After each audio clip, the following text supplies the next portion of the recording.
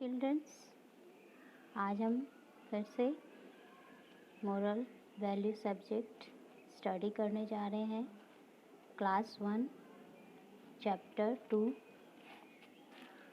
मैंने आपको इसके पहले माय फैमिली के बारे में ही पढ़ाई थी कि मेरा परिवार। उसका एक टॉपिक था a farmer and his 3 sons. एक किसान और उसके 3 बेटे हैं जो बहुत ही लेज़ी हैं, और इसी स्टोरी में लेज़ी होते हुए भी वो अपना काम एक दूसरे के साथ हेल्प करना कैसे सीख जाते हैं, ये स्टोरी आज आपको सिखाएगी। इसका पहला पार्ट मैंने आपको फर्स्ट वीडियो में स्टडी भी कराई थी। आइए हम फिर से उसको रिवीजन करा देते हैं। एक गांव से बहुत दूर एक किसान अपनी पत्नी के साथ और अपने 3 बेटों के साथ रहता था। उसके तीनों बेटे बहुत ही आलसी थे, और उनकी वो जो किसान और उसकी वाइफ थे वो बहुत ही हार्ड वर्क करते थे अपने खेतों पर।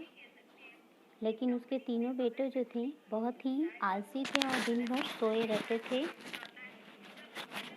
एक दिन उसका सबसे छोटा बेटा उनसे अपनी माँ से पूछता है कि माँ, मुझे कुछ टेस्टी फूड खाने का मन है। तो उसकी माँ कहती है कि बेटा, हमने इस बार ज़्यादा अनाज नहीं उगाया है, इसलिए हमारे पास ज़्यादा भोजन नहीं है, अनाज नहीं है। तो उसके बेटा बोलता है, सबसे छोटा वाला बेटा, कि क्यों नहीं हम लोग ज़्यादा अनाज उगा पाए। तभी उसके पिताजी आते हैं और उसे गुस्से में कहते हैं कि तुम लोग 3 लोग होकर खेतों में काम नहीं करते हो, हम लोग 2 लोग होकर कितने हार्ड वर्क करें और कितना अन्न उगाएं। तभी उनका सबसे छोटा बेटा जो था अपने भाइयों से कहा कि पिताजी कि चलो हेल्प करते हैं, अगर अच्छा खाना खाना चाहते हो तो अच्छा हार्ड वर्क भी करना पड़ेगा। लेकिन 2 जो भाई थे वो दोनों ने नहीं मानी, तो अकेला छोटा भाई उनकी हेल्प करने चला गया, अपने पेरेंट्स का हेल्प करने लगा, और जल्द ही खेतों में ग्रीन क्रॉप्स, हरे हरे अनाज ज़्यादातर उगने लगे। एक दिन दूसरा बेटा जो था सेकंड नंबर का, वो पेड़ के नीचे आराम कर रहा था। दोनों बेटे जो थे उनके पेड़ के नीचे आराम कर रहे थे। तभी वहाँ पर एक बकरियों का झुंड उनके अनाजों को खाते हुए देख लिया। तभी दोनों बेटे उठे और दोनों को जानवरों को भगाने लगे, पकड़ना शुरू कर दिए। आइए हम स्टडी करते हैं। They both got up start chasing away the animals. वे दोनों जो था, जब बकरियों की झुंड आ गई तो दोनों ने उन जानवरों को पकड़ना शुरू कर दिया। देयर मदर, उनकी माँ, शॉ, उनकी माँ देख रही थी देम एंड लाफ्ड। उन दोनों को देख रही थी जानवरों को पकड़ते हुए, और उनको देखकर हंसी। सी सेड, और कहा, वह कही, हंसने के बाद कहती है, do not run after the animals. मत दौड़ो, जानवरों के बाद मत दौड़ो। Help us build a fence to keep them out. Fence, FENC, fence मतलब था क्यारी, जो भी हमारे उसे बाउंड्री कहते हैं।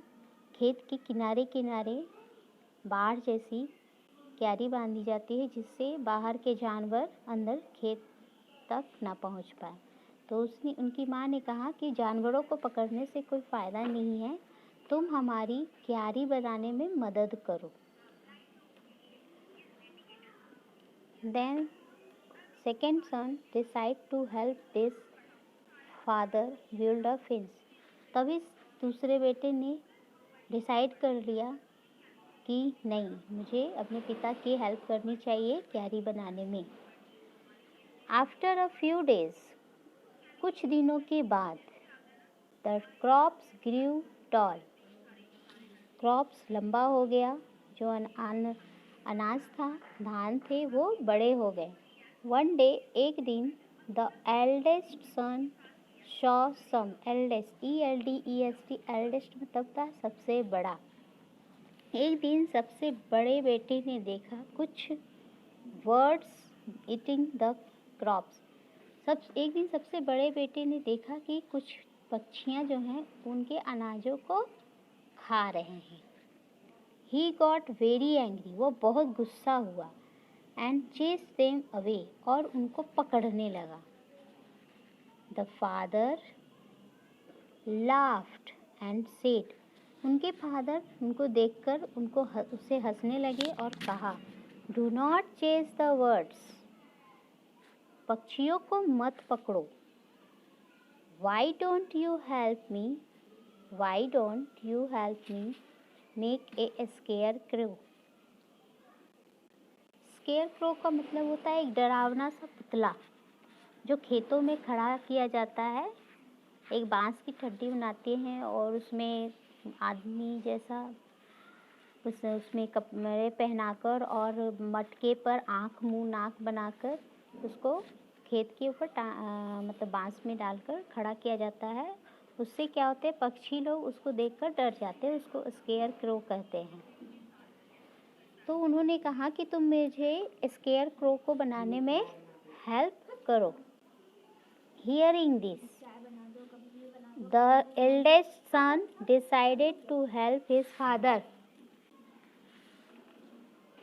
तभी उनकी बातों को सुनकर सबसे बड़ा बेटे ने डिसाइड किया कि वो अपनी फादर का हेल्प करेगा स्केयर क्रो बनाने में। They made a scarecrow, वे लोगों ने स्केयर क्रो बनाया। And the words did not come again, scarecrow बनाकर खेतों में खड़ा कर दिया और वापस फिर से पक्षी वहाँ खेतों में आने नहीं लगे। टुगेदर, एक साथ, they all worked hard on the farm and ate good food, वे लोग खेतों पर एक साथ कड़ी मेहनत कर रहे थे खेतों में और अच्छा भोजन भी खाया। तो आज का मोरल ऑफ द स्टोरी क्या है? आज आपको इस स्टोरी से क्या सीख मिली? A loving and helpful family is a happy family. एक प्यारा भरा परिवार और मदद करने वाला परिवार एक हैप्पी फैमिली होती है। जब हम एक दूसरे से प्यार करेंगे तो हमें खुद से ही ऐसा लगेगा कि हमें अपने परिवार की हेल्प करनी चाहिए। और जब हम परिवार का एक दूसरे का हेल्प करते हैं तो हम लोग सब एक दूसरे के साथ खुश रहते हैं। तो सबसे पहले हमें अपने परिवार के साथ रिस्पेक्टफुल और लविंगली बनना पड़ेगा। तो और इस तरह से हम हमेशा हार्ड वर्क करते रहना चाहिए।